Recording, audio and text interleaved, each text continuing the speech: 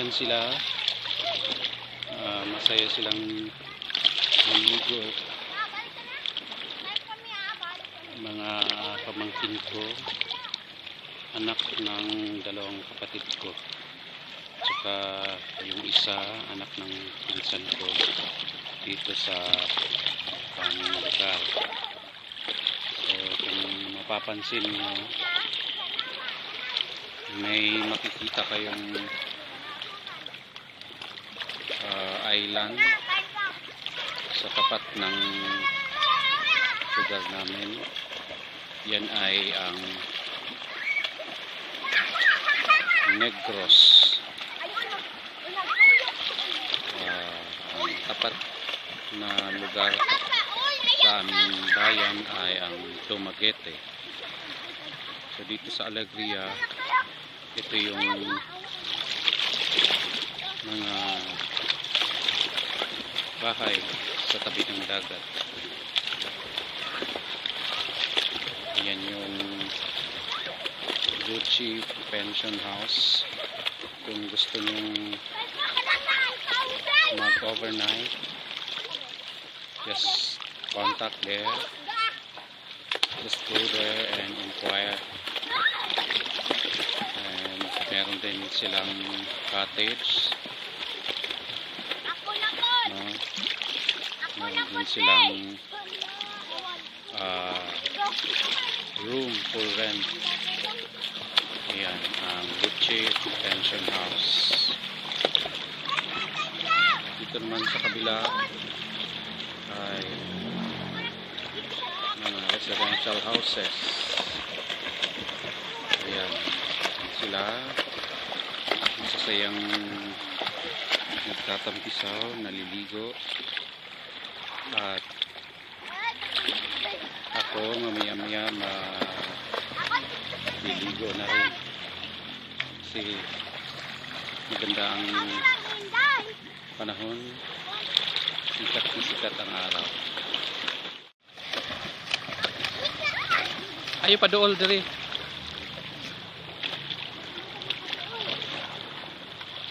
Ayan, kung nakikita mo onyo, merong dumaan na ang tawag dyan sa amin ay sakayan o yung pangka. Isang mangingisda, galing siya sa malayong laot para mangisda, manghuli ng isda. So maya-maya pagdating nila sa kanilang kalampasigan, mayroong nag-aabang na maraming tao sa kanya para bumili ng isda niya o makikitulong sa pagbuhat ng kanyang pangka o sakayan. At pagkatapos ay ililibre niya din ng isda. Ayan, kung makikita niyo sa malayong lugar, malapit na yan sa Negros, sa Dumaguete, meron kang makikitang barge. Ayan yung barko papuntang Dumaguete.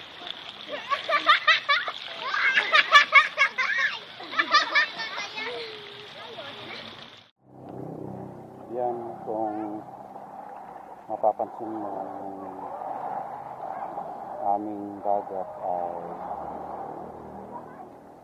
hindi masyadong maraming buhangin, pero makikita mo yung mga gravel, pero meron din panahon na magkakaroon ito ng buhangin. Kagaya nito, papakita ko sa inyo. Ayan. Ayan. Ayan.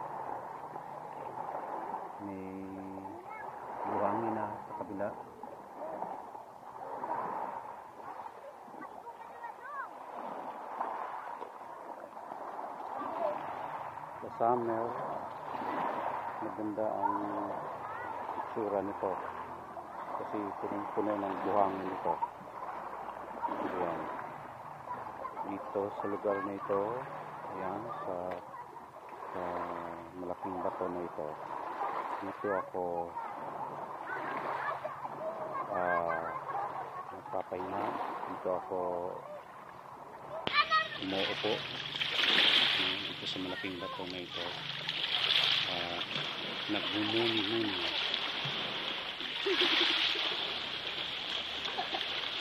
Ayan. Dalawa na sila. So, dito sa Alegria, ang karaniwang pamumuhay ng mga tao tabi ng dagat ay mangingisda.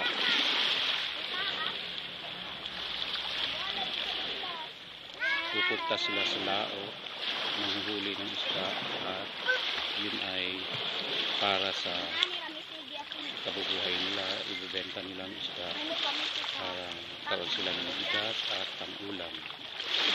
Ayan. Sila yung mga magigiting at masisipag na mga mangingisda dito sa aming bayan.